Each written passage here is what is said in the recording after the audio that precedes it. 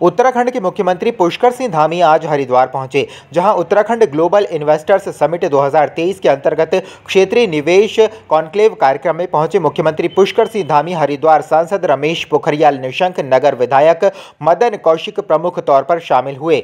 धामी ने कहा कि सिडकुल क्षेत्र में नई उद्योग नीति के तहत इकाइयों की स्थापना के प्रयास किए जा रहे हैं। आज कई करोड़ रुपए का इन्वेस्टमेंट के साथ साथ कई कंपनियों का MOU साइन हुआ है और हमें उम्मीद है कि यहां पर उद्योगों को बढ़ावा देने के लिए सरकार के प्रयास सार्थक होंगे। इसके साथ साथ यहां का माहौल है वह सबसे बेहतर है। उद्यमियों को हरिद्वार के सिडकुल का माहौल रास आ रहा है। अभी तक हमारे देश विदेश में सब जगह मिलाकर 2 लाख करोड़ के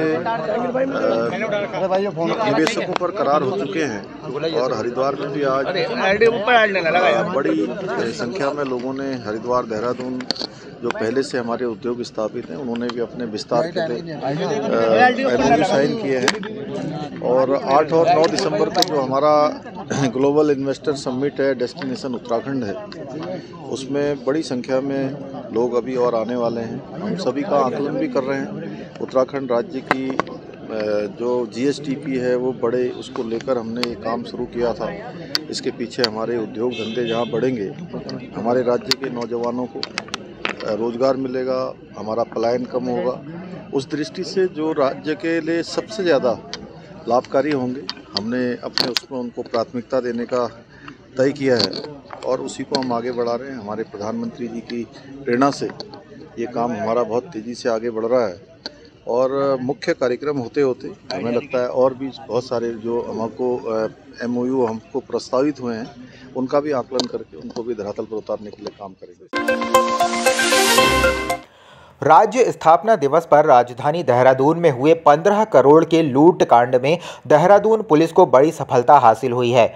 लूट कांड में शामिल गैंग के 4 अपराधियों को पुलिस ने बिहार से गिरफ्तार किया है। इसमें इस लूट कांड का मुख्य आरोपी अखिलेश उर्फ अभिषेक भी शामिल है। बिहार गई दून पुलिस की टीम की अगुवाई स्वयं दून पुलिस कप्तान अजय सिंह कर रहे थे। घर से वापस लौटे पुलिस कप्तान अजय सिंह ने पत्रकारों से बातचीत में बताया कि आरोपियों को गिरफ्तार कर देहरादून लाया जा रहा है। इसके साथ ही उन्होंने बताया इस घटना में एक अन्य गैंग के भी शामिल होने की बात सामने आई है, जो कि अपराधियों को सूट के लिए गाड़ी मुहैया कराता था। उस गैंग की धड़ पकड़ के लिए टीम में लगाई गई है। सूचना जब मिली थी उसके बाद उसमें प्रोग्रेस धीरे धीरे होते इसमें एक अभियुक्त अभिषेक को बिहार से गिरफ्तार किया गया, उसको ट्रांजिट रिमांड पे लाया जा रहा है। साथ ही 3 अन्य को भी इसमें अरेस्ट किया गया जो उसके सहयोगी के रूप में फाइनेंशियल मदद कर रहे थे, अन्य तरह से हथियार उपलब्ध कराना, इन संबंध में उनको भी अरेस्ट किया गया है। साथ ही साथ इसमें अब तक पूरी घटना में जो 5 लोग चिन्हित हुए उसमें प्रिंस और विक्रांत थे जिन पे 2-2 लाख का इनाम अरेस्ट पर घोषित किया गया है। साथ ही इसमें राहुल और अविनाश, ये 2 और नए नाम आए हैं जिसमें जो इस घटना में आए थे यहाँ पर और इनके द्वारा घटना मिलकर कारित की गई थी। ये सभी लोग बिहार के आसपास, पटना और उसके आसपास के जनपदों में निवासी वहाँ के और लगातार फरार चल रहे हैं। इनके पूर्व में भी पता चला है जो अविनाश है उस पर दर्जनों मुकदमे में वांटेड चल रहा है बिहार से।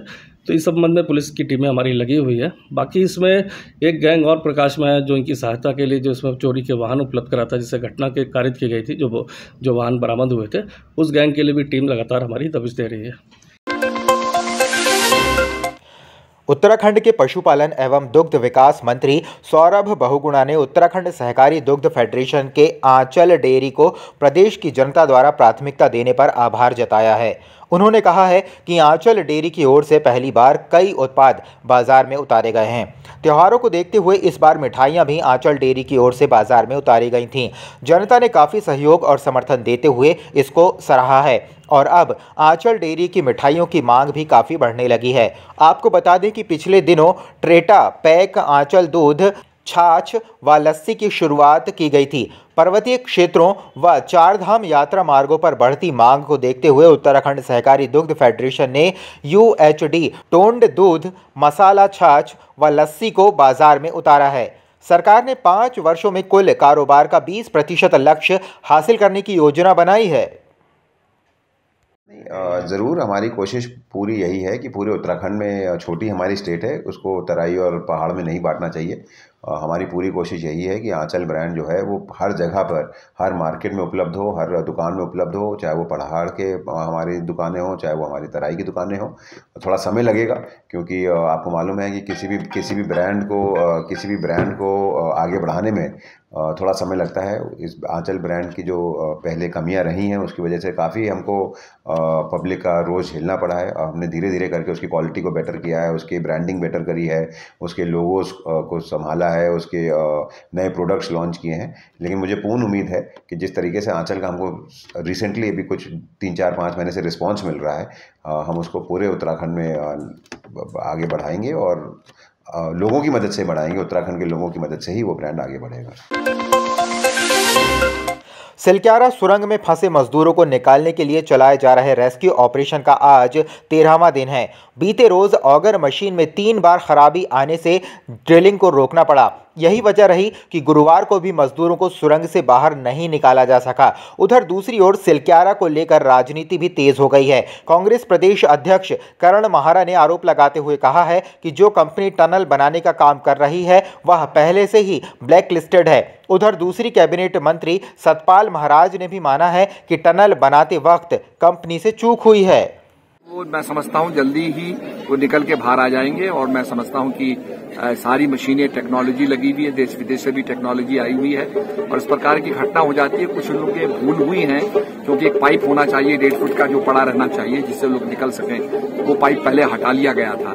तो इसकी भी हम जांच करेंगे और जांच करने के बाद हम कुछ ऐसे नए मानक स्थापित करेंगे जिससे कि ऐसी पुनरावृत्ति न हो। देखिए, सरकार की तरफ से जितनी मेहनत कठिन परिस्थितियों में भी वो जिस तरह से वहाँ पे मेहनत की जा रही है, जिस तरह से एक्सपर्ट लाए जा रहे हैं और जिस तरह से उनको बचाने का प्रयास किया जा रहा है, ये बहुत सराहनीय है और मैं समझता हूँ कि सकुशल जो है सकुशल बचे। दिवाली के दिन जो राष्ट्रीय पर्व है, जिस दिन छुट्टी होती है, उस दिन टनल में काम कैसे चल रहा था इस बारे में भी जानकारी नहीं। सरकार को एग्जैक्ट आंकड़ा बताने में कितने लोग, उसमें भी 5 दिन लगे। आपने देखा होगा, कभी 30 कह रहे, फिर 35 कह रहे, फिर 40 कह रहे। तो ये दिखाता है कि कहीं ना कहीं बहुत बड़ी कमी है और उस कमी को पाटने के लिए सरकार कुछ नहीं करी।